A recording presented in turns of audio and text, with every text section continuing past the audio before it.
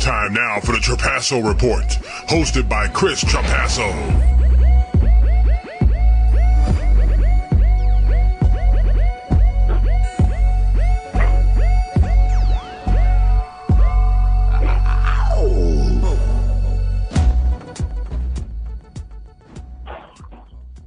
Greetings and welcome to the Trapasso Report. I'm Chris Trapasso here on this absolutely sweltering evening in Western New York. We're not really known for the heat, but it is hot, and I am sweating here in my kitchen.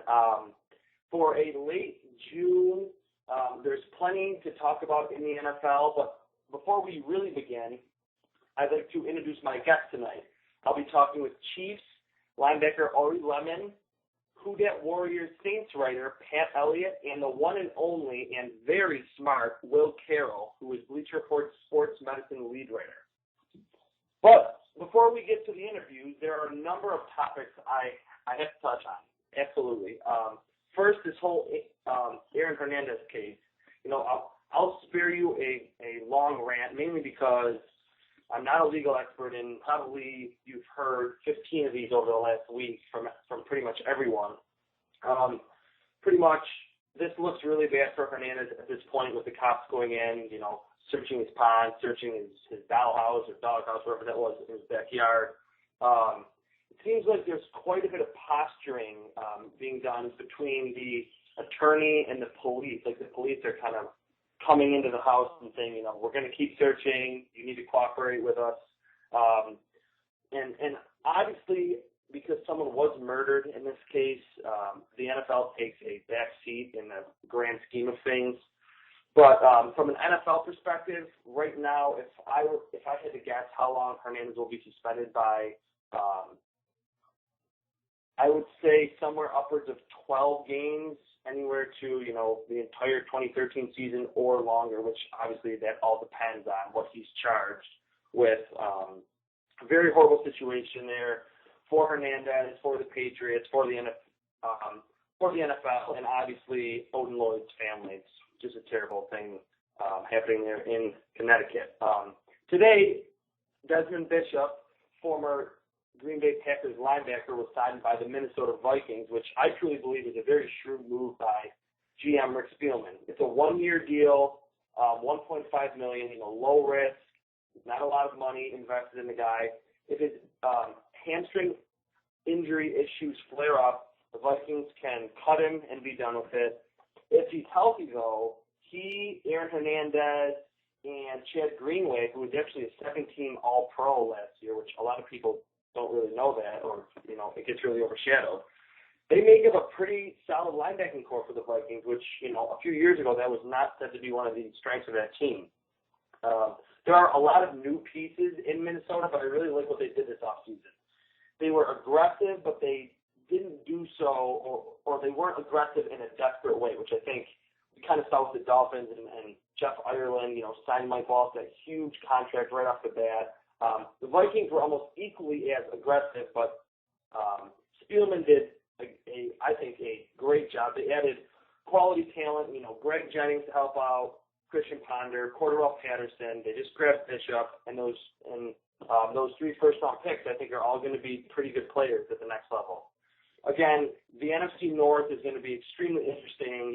There's a ton of tradition. It's one of the most story divisions in all of the NFL. But as usual, I think it'll come down to the QBs, and Aaron Rodgers is the best in the business. I think it'll be interesting how Mark Trestman and Jake Cutler really, or how they do together and how that dynamic will be in Chicago. But in the end with the Vikings, if Christian Ponder doesn't take a pretty big step, then I think they're going to have trouble competing in an NFC that's just completely loaded. All right, now joining us is Pat Elliot of WhoDatWarriors.com. He can be found on Twitter at @WhoDat. All right, now we have Pat Elliot of WhoDatWarriors.com. Pat, how's it going this evening? Oh, it's pretty good. How you doing? Not bad. It's a little hot up here in Western New York, which we're not really known for the heat, but it's summer and it's getting up there. It's close to 90 today, but I'm sure you're used to that weather. Yeah, it's hot down here too. It's fortune. All right, well, let's get right to some Saints talk. From what I have heard and learned, that you are able to go to Saints mini camp and training camp, correct? Yeah. Awesome. All right, well, since that just recently wrapped up, let's kind of start there with the team. Who saw reps at the left tackle spot? I know with Jermon Bushrod going to the Bears, there's a little that position is a little bit in the state of flux right now. So who was really at that blindside spot? It was Charles Brown took the majority of the reps with the first unit, but I think a lot of that had to do with Terran Armstead.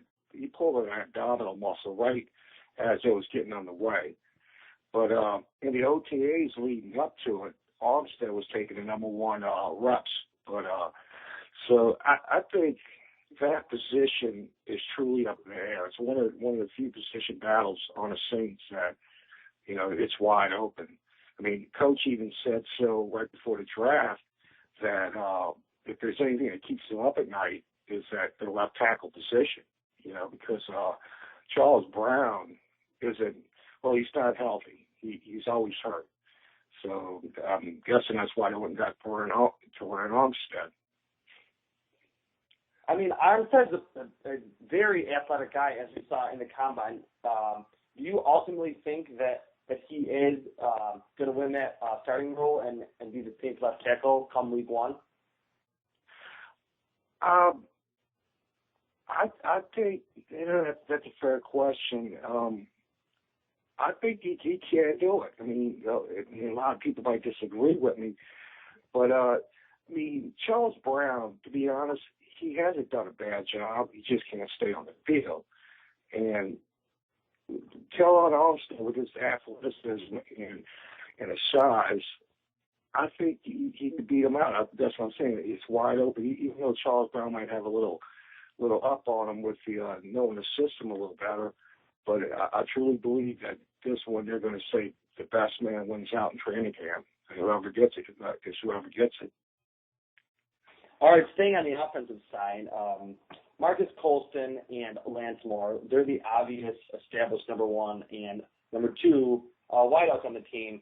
But beyond them, there are some question marks in the receiving core. How did guys like, Nick Toon, who battled some injuries last season, Joe Morgan, who has the looming DWI arrest over him, and sixth-round pick Kenny Stills, how do those, secondary receivers look at minicamp?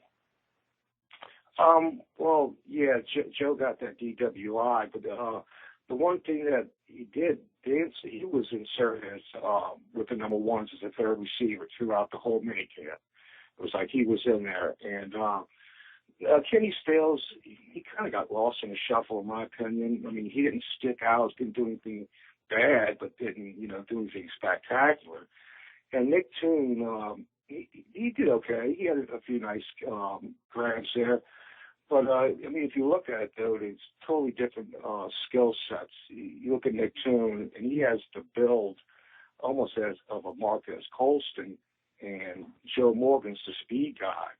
And I think the Saints are always going to want to have that burner, especially since Gary Henderson stopped back with the team.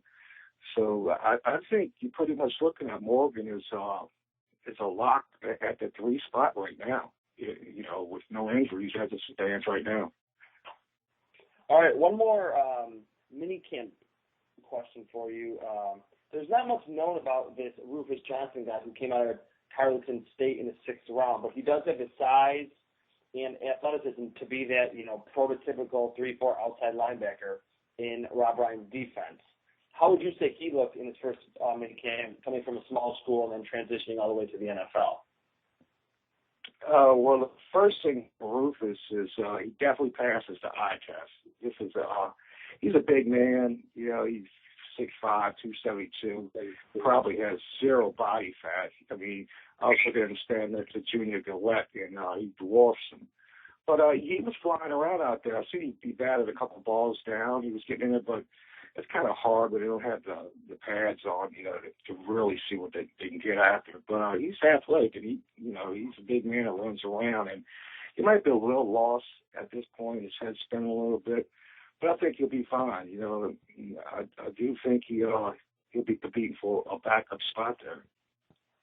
All right, jumping back to the offensive side, I think it's pretty safe to say that the Saints will miss Chris Ivory this season. I know, he dealt with some injuries himself, but when he was healthy, he was one of the more violent running backs in the league. Just give me, it's very early, but give me your projection of how you see the Saints running back committee playing out, maybe in terms of carries for each guy or the percentage of who's going to carry the load. I know in 2011, the Saints, ran a lot of different running backs and ran with a lot of success. And with Sean Payton back, although, we hear everything about the Saints passing game, they can be very efficient on the ground. How do you see that running back committee really playing out in 2013?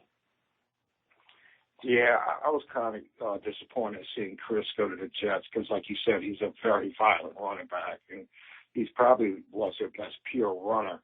I got to believe that they're going to give Mark Ingram every chance, this year. It's almost like they want to prove a point, then draft him in the first round a couple of years ago.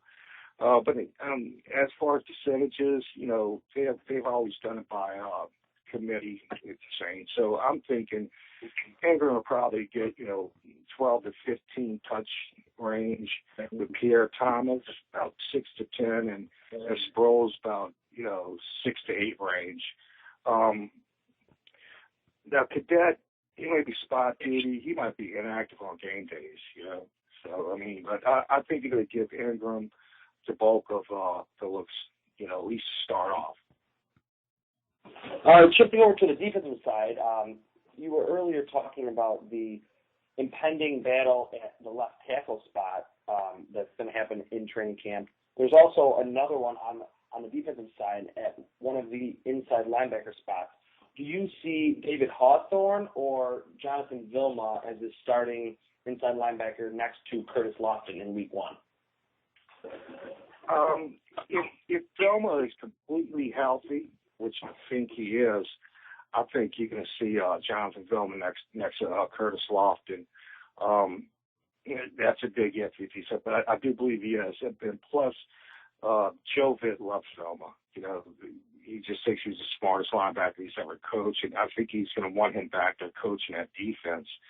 Now, Hawthorne, I could see him backing up all linebacker spots, as a utility man back there. He'll get some playing time, to give him a breather, but I don't think he's going to beat out Velma in training camp. All right, now the last question for you tonight. There's a lot of buzz about Jimmy Graham going into the season. Obviously, he's one of the most athletically gifted tight ends in the game. He's got the basketball background. We really saw what he could do 2 years ago. Last year, the Saints season really was just a big disappointment in terms of, what we were used to seeing out of that offense. Breeze didn't have, in relative terms, that great of a year, and a lot of that was, no Sean Payton, the fallout from the bounty.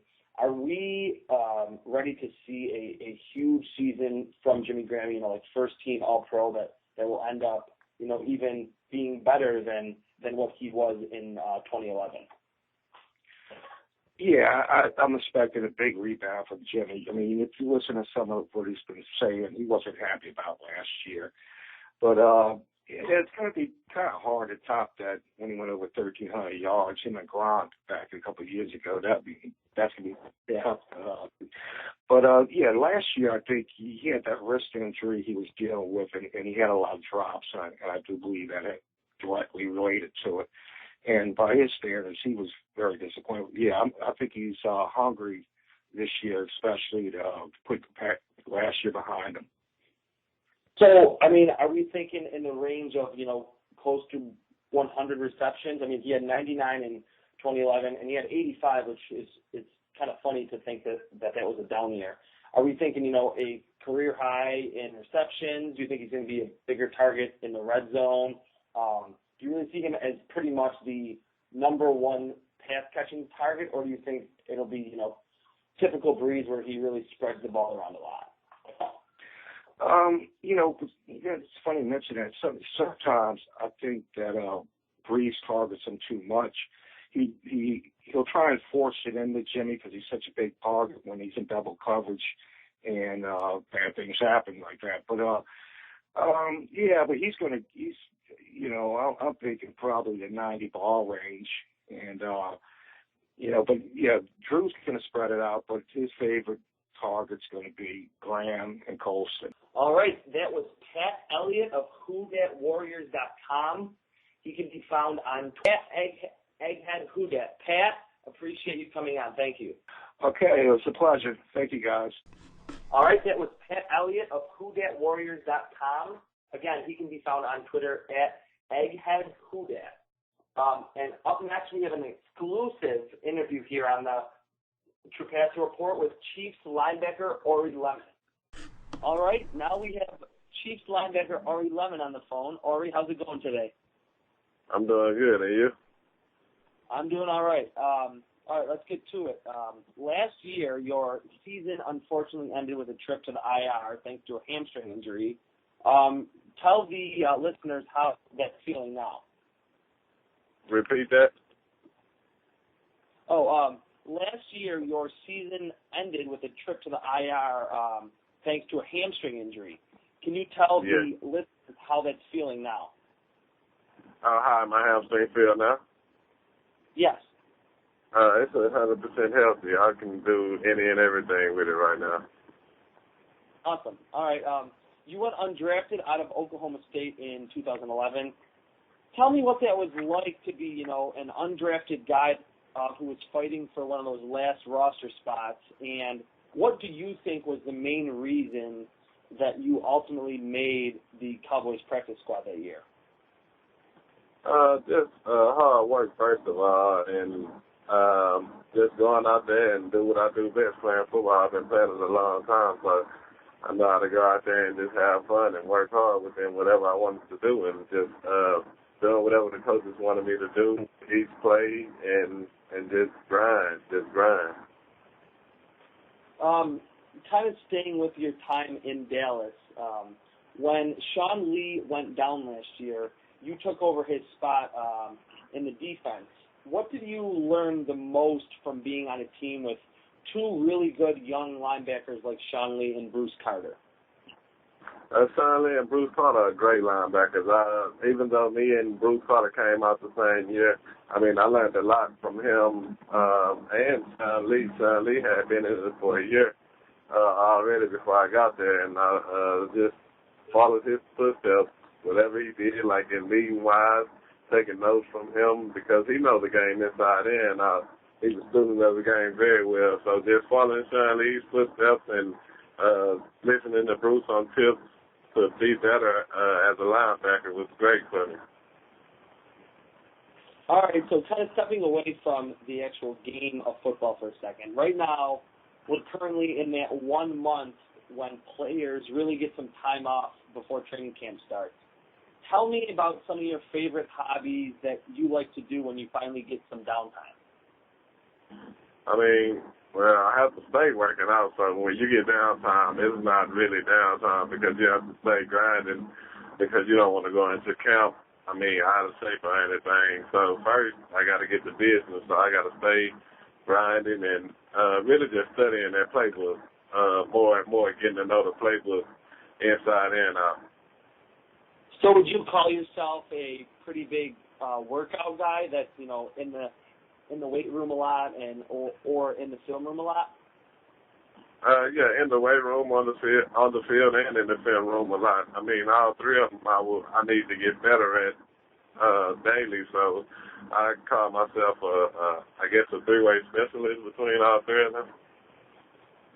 Okay. All right. Well, you're with the Chiefs now, and Derek Johnson is really the leader of that linebacking core. But there is a need for some depth around him. Where do you see yourself fitting into that Kansas City defense this season?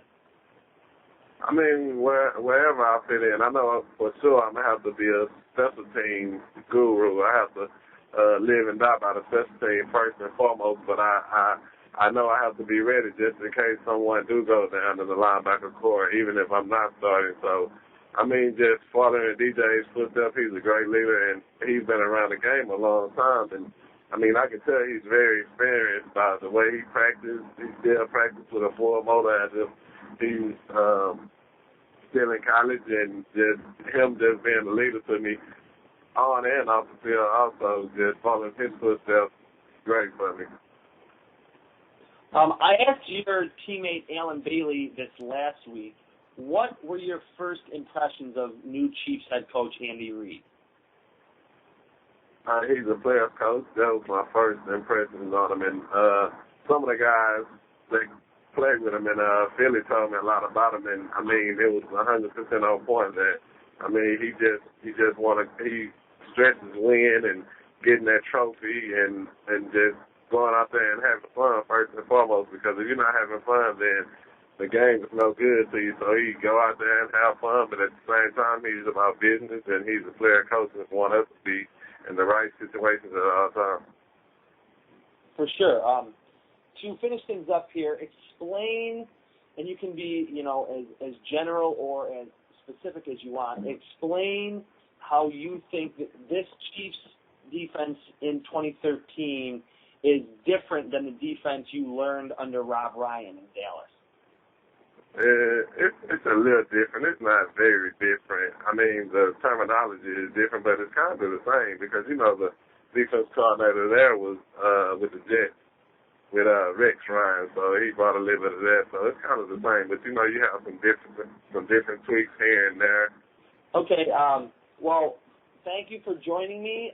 This was Orie Lemon, Kansas City Chiefs linebacker. You can find Orie on Twitter at Orie Lemon 52. Best of luck this season. I appreciate it.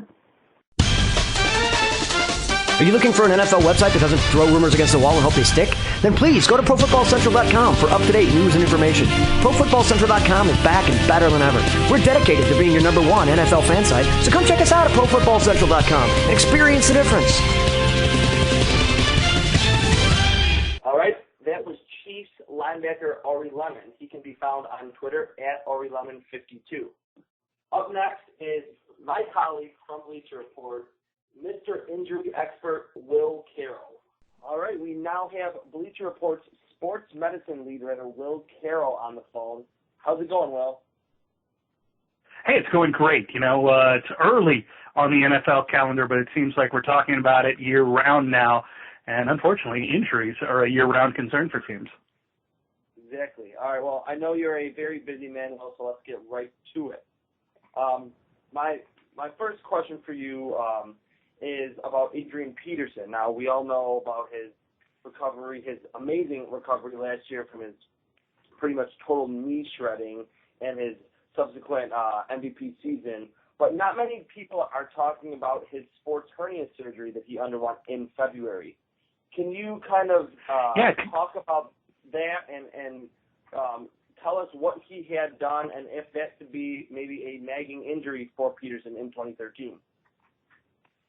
Yeah, it got kind of lost in all the adulation and then the great playoffs that we had last year. But right after the season, like a lot of players, he went under the knife. And it turns out he's been playing much of the second half of the season with a sports hernia, which is pretty amazing when you think about how well he played. It does give a little bit of upside to him this season, if you can imagine that. The sports hernia, it's not an actual hernia. It's a tear in the sheath around the groin muscle, and that was repaired. It's a fairly easy repair. It's a fairly consistent repair. He was ready for the OTAs and mini camps. He'll be fine for camp. There won't be any concerns like he had last year with where's the knee. Of course, at this point, we had good indications that his knee was going to be really solid. This year, he's definitely a #1 or at worst a #2 draft pick in pretty much every format of fantasy there is. So you're telling me there's a chance that Adrian Peterson could actually be better this year than he was last year? Yeah, physically, yes. I'm not ready to buy into Christian Ponder, and losing Percy Harvin isn't going to help, but certainly there's a chance that physically he'll be better, and that's pretty crazy. Yeah, true. So staying on AP for just one more question, with his knee recovery last year, and then you're talking about this sports hernia surgery, and then we're seeing RG3 having what seemingly is a very fast recovery from this knee ligament tear. Are these two players, going way faster in their recoveries because they're, otherworldly athletes, or are we just seeing an advancement in sports medicine and the procedures that can be done on these athletes? A little of both. The first thing we have to realize is these guys do have genetic and just physical advantages. When you look at Adrian Peterson or Robert Griffin, those guys look like they have muscles I don't have, or at least they never developed the way those guys did. They certainly have physical gifts that few of us are ever going to have, and that gives them a base to work from. When a knee ligament tears, that doesn't mean you're out of shape. It just means that something's going to have to be repaired. And in both cases, Jim Andrews went in there, did the work. Kevin Wilke and Eric Sugarman, in Peterson's case, came in and did all the rehab work with them, did just a phenomenal job. But the base is there. The thing to keep in mind is that this wasn't unusual. And this is the part that people really don't grasp. Like, wow, look at these amazing comebacks. Nobody thinks physical freak when you talk about Wes Welker. Wes Welker is just a little wide receiver, and he came back in a shorter amount of time than either of those guys, assuming, of course, that Griffin is ready week one. Every indication is. More and more, we're seeing that ACL surgery on an NFL caliber player is a 6-month injury. Now, if it happens at the end of the season, then, as it did with Welker, as it did with all three of them, actually, it's tougher because, 6 months is June, it's July, and we're not playing games. So it's tougher to judge exactly when they're ready. Really, the only question we have about Peterson is how early was he ready? Certainly looked close in April. So he may have had a 4 or 5 month recovery, which would be pretty amazing. But again, with Griffin, we won't know until he gets out there, but everything certainly looks really positive right now. All right, so now moving to another running back who isn't really coming off any major injuries. Do you think most people are really downplaying the injury risk of Arian Foster? And if you were the Texans, do you think there should be somewhat of a shift to the younger and arguably more physically talented Ben Tate this year? Yeah, with Foster, he hasn't had a really healthy year since he was in high school. He's just not a player that's going to go through a season and be healthy. Same thing with Trent Richardson. We saw last year he broke down under the workload, but he's done that pretty much every year of his career, whether it was back in high school, whether it was at Alabama.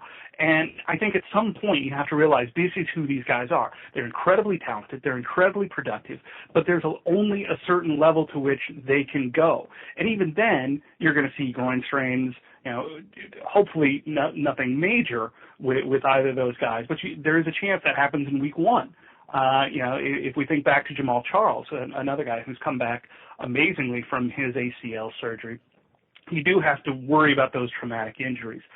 With Foster, I do think you're going to have to try to figure out a way to keep the workload down a little bit. Downside is that Ben Tate has been injury prone himself. So between the two of them, the running back situation is in good hands as long as they can keep their legs under them. Exactly. Now, talking about one more running back, Ahmad Bradshaw. He got signed by the Colts this offseason.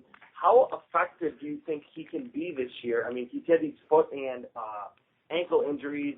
They've irritated him, but he hasn't really missed a ton of games over the last 5 years, and he was actually, according to Pro Football Focus, one of the more effective running backs in the league. Do you see him really in the twilight of his career where he can't really play up to the level that he's played at in the past, or do you think this is a very shrewd signing by the Colts? This is a really shrewd signing. Early on, it looked like he had bonuses that would carry him up into the $6 and $7 million, but reading the contract, it turns out those bonuses aren't nearly as big. What we thought was a per game bonus turned out to be over the course of the season bonus. So he's a very shrewd signing. There's almost no risk to this. If he gets hurt, they cut him, they walk away. It's not going to hurt them on the cap, and certainly they have depth. But Bradshaw offers something that, Vic Ballard is just never going to have. He's never going to be an elite level running back, and Bradshaw at times has been that. He's not going to be asked to carry the full load. The team isn't going to be hurt if he's hurt. Thing to keep in mind here, you're right, you pointed this out. He has played in at least 12 games over the last 5 years, and the Colts would be perfectly happy with that if he's productive during that time. Second is the surgery he had that's kept him out was the replacement of a screw in his foot. His feet are just breaking down. He's not going to have a long-term career, but you sign somebody to a one-year career, you really don't care. It's not a new injury. It's trying to prevent a new injury that the surgery was. So I think this is a shrewd signing by the Colts. I think Ahmad Bradshaw is going to be somebody that puts up good numbers, not great numbers, just because they're going to watch him. They're going to split out the carries. The one thing to keep in mind is that the Indianapolis turf is a little strange. The turf is field turf. We've seen the pluses and minuses to that around the league. But Lucas Oil Stadium is flat. There's no crown to it, and there's no drainage in there, as they found out one time during construction. So players just seem to, it's different, and there have been more ankle, foot, and knee injuries on the surface than average. So we are going to have to watch that. That's definitely a negative for him, and there's a run of games where the Colts are going to, I think it's 3 or 4 games at home or on turf. So that's going to be a stretch you'll have to watch out for him. Very interesting. All right, I think it's only appropriate that I end with a question about the biggest NFL injury of the offseason. Rob Gronkowski, he went through those 4 forearm procedures and then most recently a back surgery. Do you think the Patriots can afford or will be able to afford to play him in week 1 or very early in the season? Or do you think a return closer to October would be the smarter move? Like, meaning if he re-aggravates anything with his back, are we talking, a setback that could be 4, 5, 6 months or longer? Or do you think they can't play him, with this Aaron Hernandez stuff? They need help at the tight end spot. They don't really have that many proven wide receivers as they've had in the past. Do you think if they need to, they can play him early in the season? Or do you think it'd be much smarter to wait until, week 4, week 5, week 6 later on? There are 2 different issues here. The first is the back surgery. Let's talk about that first.